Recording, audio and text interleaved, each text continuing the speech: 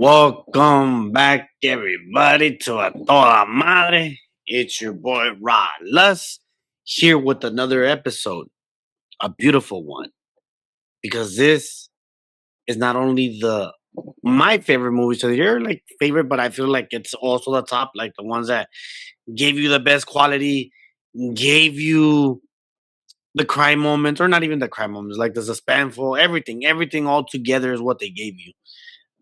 And so it's a little bit of mix of favorite and best. Kind of like the worst, where I gave you like the ones that I hated, the ones that pissed me off. Well, these are the ones that made me go, "Qué chulada, qué bonita cosa, que estoy mirando." Like, oh my goodness gracious! Why let's not? Why waste time? Let's start this biscuit. All right, starting with number 10. This movie, this movie is Sinners with Michael B. Jordan, Hailey Steinfeld, Michael B. Jordan again, and a couple of other people. A lot of people compared it to From Dusk Till Dawn. I would say add a little bit of Dirty Dancing in there and From Dusk Till Dawn. But on its own thing, it emphasizes the black culture, the jazz music, everything how it was, how these criminals work together, how these minorities get together to make this nightclub, this bar, this outgoing into this magical movie. At the same time, you kind of feel the empathy or sympathy for the vampires who they say you guys get treated different. If you basically join me, we'll all be the same. Obviously, back in the day, people hated black. You know our history of America, where they hated black people and all that, and which was more crucial than these days. A lot worse for sure. It made sense for the vampires to say that, and I was like, it makes you think. But the way that it was directed, the way that it was shot, the way that everything was made, it was a great movie. I love the take where they start with the new music, it goes to the old music, and then to the past, and then to the present. It goes from like Africa to the present with the electric guitars, and then it goes back to the 1930s or wherever it took place, 1920s. I think it was 30s. And because of all that, I'm like, yes. I'm like, at first I was against it. Over time, at the end of 2025, it deserves to be in my top 10 as number 10. Sinners. Number 9.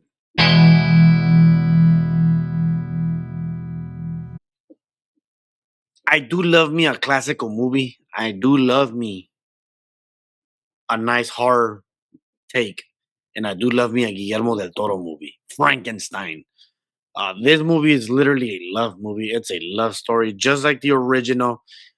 But what I do like that Guillermo del Toro gave you, it gave you more of the human side of Frankenstein. It gave you more on his take on how the bride would see him, on his take on how Vic Victor was so, in a way, jealous of Frank. In a way, because of how the girl would see him. It also brings you his little brother. It also shows you how his dad was. And technically, when people say that Victor is the monster instead of the monster himself, it shows you that there's more to it, that it's the dad who's the monster. And that because of his dad, everything cripples down to all the way into Frankenstein. But the Frankenstein itself, the design is okay, right? The design was okay. I'm not gonna be like, oh my god. But the beauty that he has for the color that he chose, everything about it, I was like, okay, looks like this smooth modern take. Do I miss the thing? Well, he had long hair, so it's his version. I do love that when it gets to the kills, it's pretty graphic, but not everything is about the kills, right? The whole story was great. It's a family dynamic. It's a love story. It's a love between father and son, all the way into the from the beginning, all the way into the end. I love the movie, and that's why it's number 9. It deserves to be there. Frankenstein. It was on Netflix. Remember, again, I only rate Apple movies. sometimes Disney if it comes out, sometimes Hulu, but for sure Netflix, Apple, and Prime. Those are the ones that I talk about the most. Coming in number 8, Bring Her Back. These guys are the ones that did the movie with the hand where she grabs it and it's like a horror movie. And I can say they knocked it out of the park again. They knocked it out of the park. This movie, the suspense it gives you, the freakiness, the mystery behind it, everything, just everything. Where you're like, ooh, like, is she gonna get away with it? Because you know now you know that horror movies these days, the bad guy can't get away with it, or the good guy barely wins. In this case, it's a blind girl with this mother loving woman, and of course the brother who was always treated bad, so she's always making him look bad because her father died, and now she wants to basically take over the girl.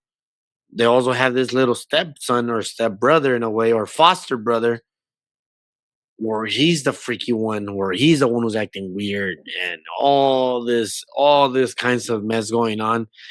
The intensity of parts, the intensity of parts were it's eerie, it's creepy, it's frightening. The gore parts where they get into the detail of it. Oh my god.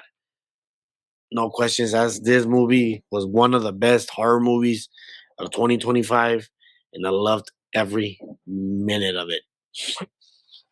Going into another kind of a horror thriller, at my number 7, The Long Walk. When I first originally saw this movie, I didn't think I was gonna like it. I'm like, it's gonna be too much drama. It's gonna be too much unbelievable stuff. Sure, some parts are unbelievable, yes, but the movie itself, the characters in between all of them, from the youngest to the oldest to the villain to the mother, they mesh so well that you start getting sad for every single character. Once you know their time is coming, you start really feeling bad for them, and it's crazy. I know that it's an apocalyptic world where you're like, that can't happen, but still it makes you think and wonder how bad these guys have it. And The Long Walk definitely had it so bad that it became so good that it's in my top 10. If you guys haven't seen it, go check it out. It's a great movie, a great thriller again. I'm loving these new thrillers, these horror takes on it that is not just about that monster, it's not just about that demon, it's not just about that slasher. It's the mental games, and I love it. I love it. Number 6, let's take it with the kids movie, How to Train Your Dragon, live action animated movie. Ladies and gentlemen, when this movie came out, I said movie of the year, except other movies came out. But when they came out, what a masterpiece. They couldn't, they literally was a copy and paste. And the only thing that I saw different where I was like, they should have kept it in the movie was when Hiccup is feeding little dragons and he noticed that they are not protected through the inside. So that gives you a clue how they're gonna beat the big baddie. They should have definitely kept that. Unless if I missed it, but I don't remember that scene. Other than that, How to Train Your Dragon, the flying scenes and all that, the the chemistry between them, I loved it. I loved it. I loved it. If they make part two, I can't wait. If they end it right there for some odd reason, cool. But definitely bring out part two. We already got part one. Let's bring part two. Let's bring them on. Let's bring them on. But How to Train Your Dragon, definitely in my top 10 movies. Unfortunately, is the only kids movie that I'm gonna have in my list. But you guys know already. I don't really watch a lot of kids movies, but this one definitely took it a notch. I loved it. I loved it. I loved it. I loved it. Number 5.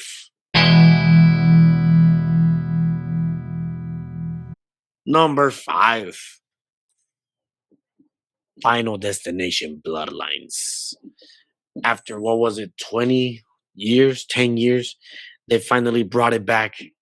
They finally gave us a rewind and they took it old school It's so much better. It's one of the best ones of the series. I didn't get to rate it for you guys where I would put it, but just know that Final Destination Bloodlines to me is the best Final Destination movie of all six of them.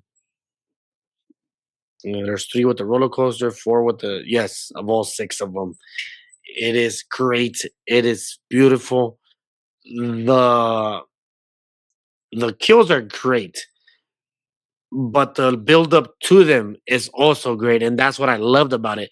That they kept you guessing and thinking, and how's it gonna go? Like it's like I said, they went to part one and part two, and they started connecting the what can we do, what can we do, and they knocked it out of the park.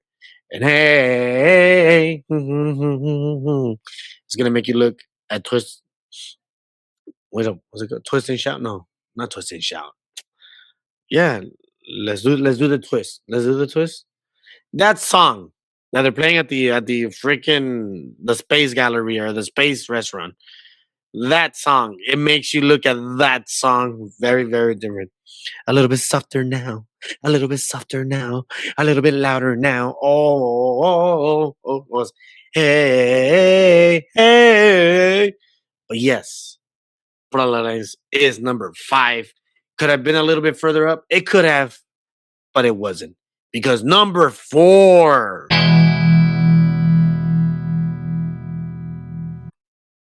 Weapons. Best horror movie of the year. This one made me jump. This one made me laugh, as in, like, oh my God, I'm so scared. I'm laughing. It made me do some giggles. I was actually interested, trying to figure out what the hell's going on. My goodness, that old lady is a creep factor. Those jump scares are so unexpected and so at random. Like, you know what's going to happen. And it's you still jump. I'm waiting for them and I still jump. Like, I, I was so entertained by it. I fell in love with this movie. I am grateful that I saw it in my nice big TV at a quiet time at dark. I should have gone to the movies. But Weapons, definitely the best horror movie of 2025. I don't care what they say. This is the movie of horrors in 2025.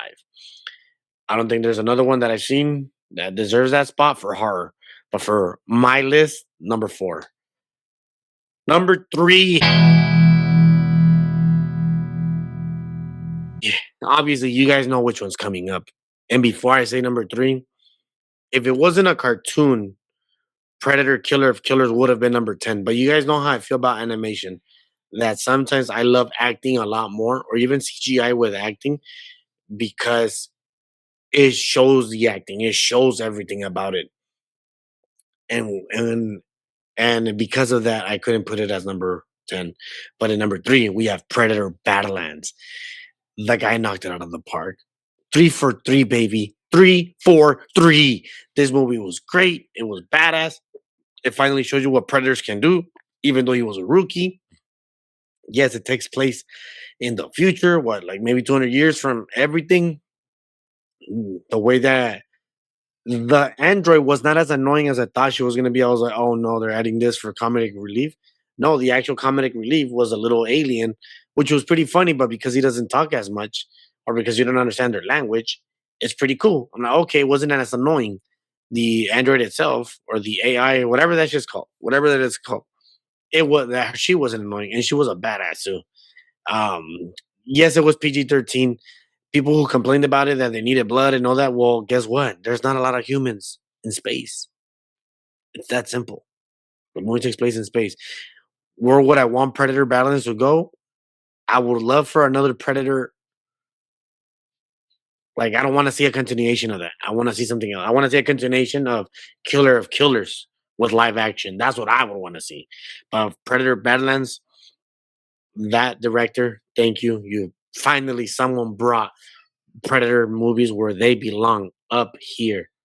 After so many downhills, I'm so happy that I'm finally, as an older me, getting to enjoy this moment for Predators or the Predator saga. Of course, it wasn't better than 2-1. It was not better than 2-1. Number 2,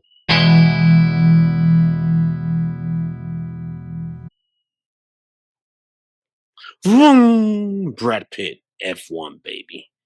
F1, the way that the engine starts, the way that the mufflers, the way that the tires screech, everything about that movie, the acceleration, the wind speed, everything, the turbulence, the fighting, the acting, I mean, everything. This wasn't a toda madre movie. I'm like, oh my goodness gracious, this is movie of the year. Honestly, I'm like, God. In a way, you kind of forget that the co-lead, forgot his name, but the black actor, in a way, he's the weakest link out of everything because everything else is so acted so well from Javier Bardem to Brad Pitt, of course, to the lead actress, and of course to him. You make it the movie's so good it makes you forget that he's the weakest link. And Brad Pitt, oh my god, man, it makes me want to go see Formula One right now, even though it's not the same. I know it's not the same, but the movie, everything, when you go in with low expectations of what you're gonna get and you come out winning, like, oh my god. When they say that is a Maverick for freaking F1 or you know what, like Top Gun for cars, yeah. Like give me F2 or F1 Part Two over like the new Fast and the Furious movie that's coming up. I can tell you that F1 was amazing, is amazing, will be amazing, and maybe one day, hopefully, it gets re-released on IMAX so I can go see it again. Because I only saw that one in theaters. I regret not watching it on IMAX? Yes, that was a movie that I passed on, unfortunately, even though it was on my anticipated list. Sorry. Number one.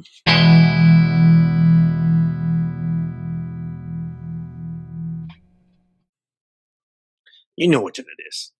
You know which one it is. It's Avatar. Another toda madre movie. I didn't want to give it the number one spot because it was easy, but because it made it so easy, because I was entertained for 3 hours, because the movie had good action sequences, because the CGI looked great. My only complaint was the 3D, but that's comparing it to part one and part two. I mean, what else can I bring about this movie that I love? Colonel Quattro, you're literally rooting for the guy when he's the bad guy. How is that even possible? That young kid, that scene where he's hugging him in the forest. Can we get anything better than that? The birth scene, the underwater action, the little twist at the end or midways, I guess. Everything about Avatar was great. And if it ends right now, awesome. If it doesn't end right now, what new can you do? Let's go to the snow. Let's go to the snow, James Cameron. Because I'm getting tired of the water and I'm getting tired of the air. So let's just end it or let's go to the snow. Why not? We already got fire. Might as well go all the way to snow and hang with the shebang on number five. But number three, like I said, the acting was great. The CGI was beautiful. The action sequences, the way you follow them, everything about it. People who hate are gonna hate. It's that simple. People who hate are gonna hate. And like I said, the 3D to me, they didn't look as good as one and two, but that's comparing it to one and two. That means that the 3D is fucking good as well. So that's my take. Did you guys see any of these movies? If you do, which one's your favorite? Which one's your worst? Because that's on the other list. I don't know what's doing it over here. Did you like them? Did you not like them? Did you like this list? Do you think I miscalculated one? But anyways, people, go ahead and comment down below. Do like the button, push the subscribe button. But you yourself, you have yourself a good night, a good morning, and a good evening.